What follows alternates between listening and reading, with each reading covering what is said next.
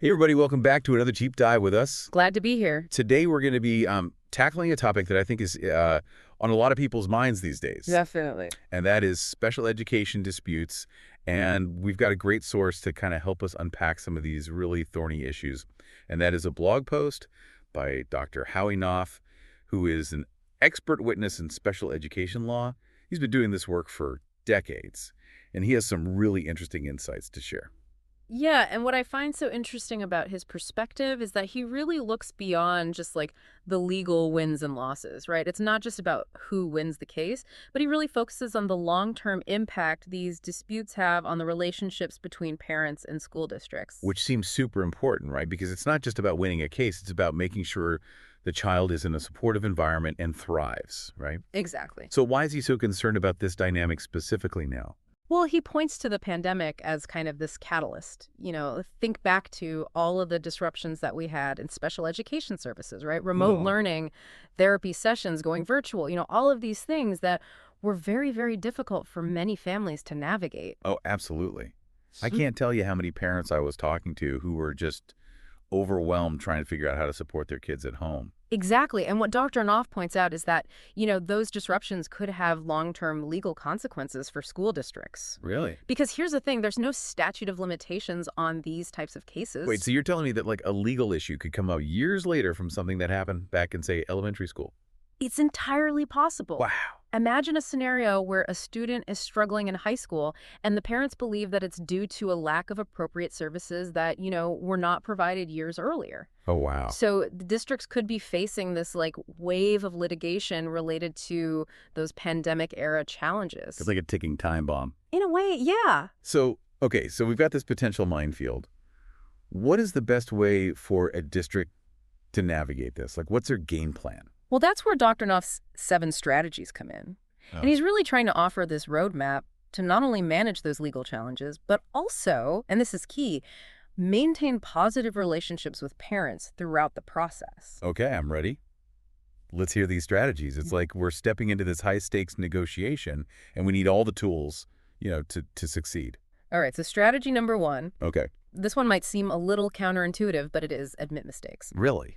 Dr. Knopf argues that acknowledging errors, offering a genuine apology, and then being proactive about providing compensatory services can really go a long way in de-escalating a tense situation. I would think that admitting fault would make a district look vulnerable or even incompetent. Yeah, I mean, it's understandable to think that, but think about a company, for example, that issues a public apology after, some kind of major mishap. Sure. Often by taking ownership and showing that they care, they actually gain trust and goodwill from the public. Oh, that's interesting. So it's about being upfront and accountable, and in special ed, it can actually help prevent this like drawn-out legal battle. So it's more about fostering trust and transparency rather than trying to defend every single decision, even when there might have been missteps along the way. Exactly, and that leads us to the second strategy, which kind of builds on that. Okay. It's remembering that parents are in it for the long haul, right? They're advocating for their child's needs throughout their entire educational journey. So it's not just about this one dispute, it's about the whole relationship over time. Precisely. That really changes how you think about the whole thing. Yeah, and to build that partnership effectively, you need clear communication. That's Dr. Knopf's third point. And we all know special education can be full of jargon and these complex legal terms that are really hard for anyone outside the field to understand. Oh my gosh, tell me about it.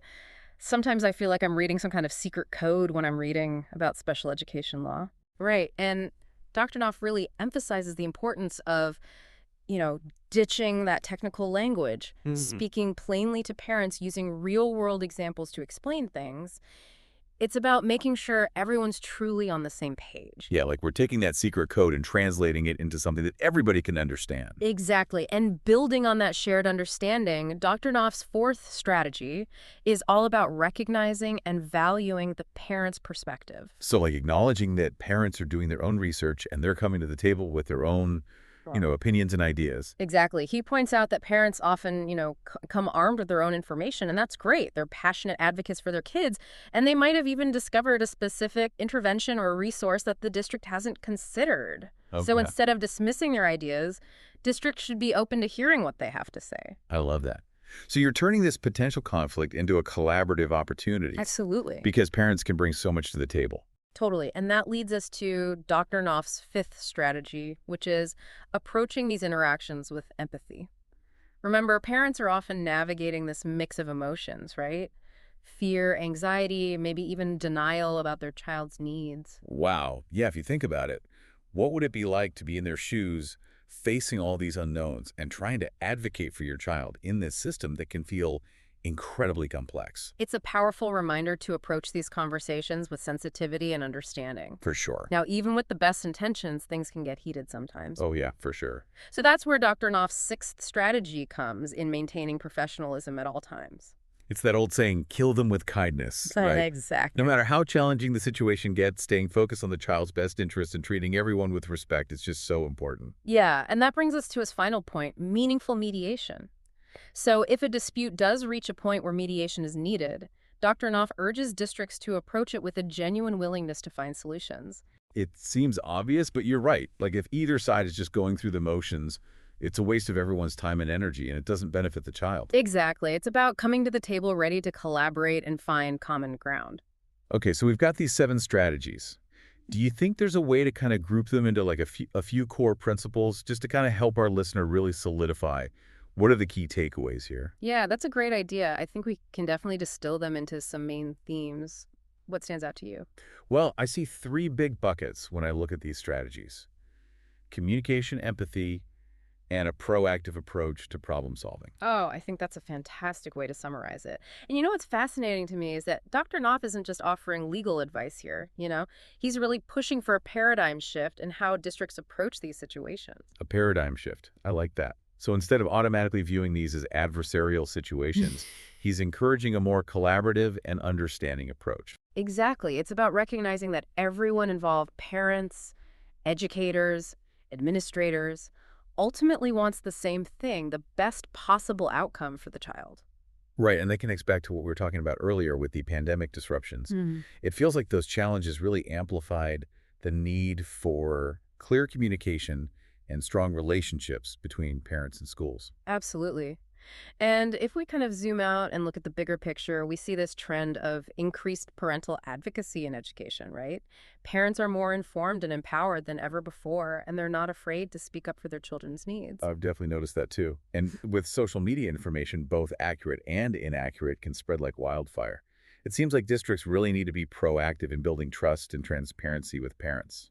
Couldn't agree more. It's about demonstrating that they're truly invested in the child's success, not just meeting legal requirements. And that's where Dr. Knopf's strategies come in.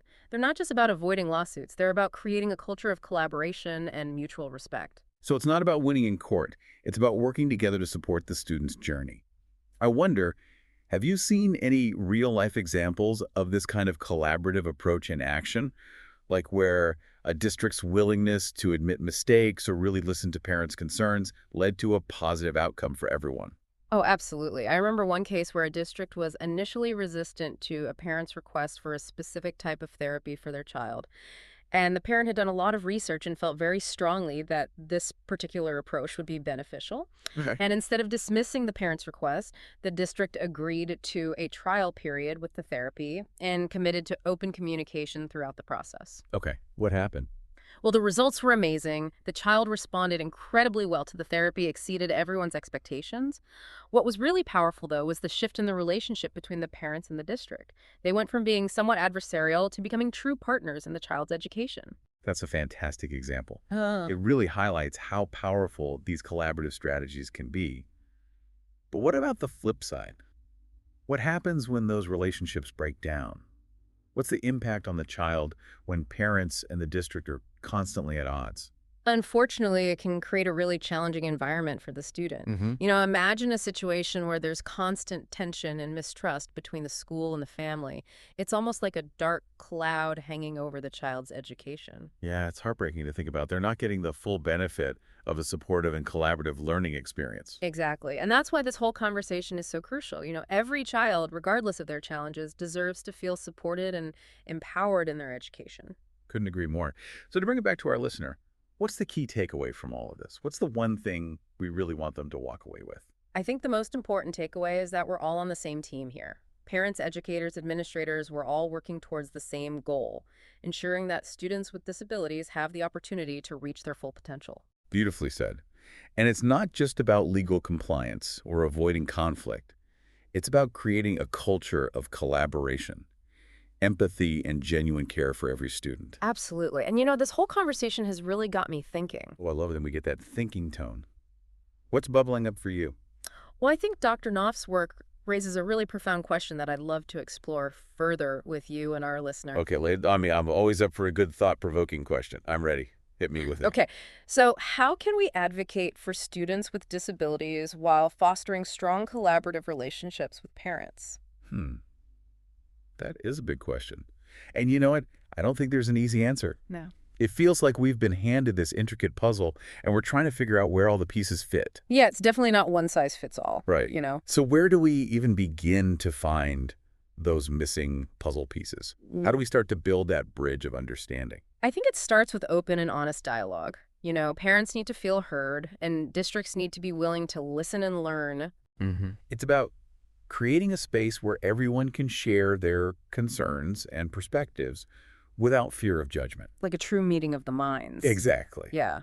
And we talked about clear communication, but it's more than just explaining things clearly.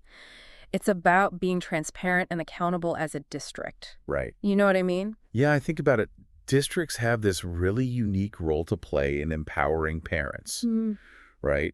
They can provide access to accurate and reliable information about special education law, parental rights, the resources that are available to them. So instead of parents having to go down these internet rabbit holes and try to figure it all out on their own, which can be really confusing and overwhelming, Totally. the district can be like a source of clarity and support. Exactly. It's about meeting parents where they are recognizing the challenges they face and working together to find solutions. And that goes back to what Dr. Knopf was saying about recognizing the parent's perspective and really valuing their input. Yeah. Because they may have insights or ideas that the district hasn't even considered. Absolutely. And, sometimes those insights can lead to these breakthroughs for the child. Like in that case, you mentioned earlier where the parent's suggestion for a specific type of therapy ended up being incredibly beneficial. Exactly. Yeah. It's a reminder that we can achieve amazing things when we approach these situations with an open mind and a collaborative spirit.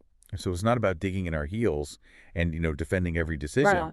It's about being open to new possibilities and recognizing that we can all learn from each other. Yeah, absolutely. And, when we see those successes, when we see students with disabilities thriving and parents and districts working together effectively, it just reinforces the power of this approach. That is such a good point, and I think a perfect note to end on. Today, we really delved into, the complexities of these special education disputes and explored the potential pitfalls and, hopefully highlighted how important these strong collaborative relationships are. Yeah, we covered a lot of ground today, and I hope our listeners walking away with a deeper understanding of, all of the challenges and the opportunities that we see in this field. And a renewed sense of hope that by embracing these principles of communication and empathy and, this proactive problem solving, that we can really create a much more supportive and inclusive educational experience for all students. Couldn't have said it better myself. Well, thank you so much for joining us for this deep dive into the world of special education. It's been a pleasure. And to our listeners, keep exploring, keep asking questions, and keep advocating for the best possible outcomes for all students. We'll be back next time with another fascinating topic. Until then, keep learning.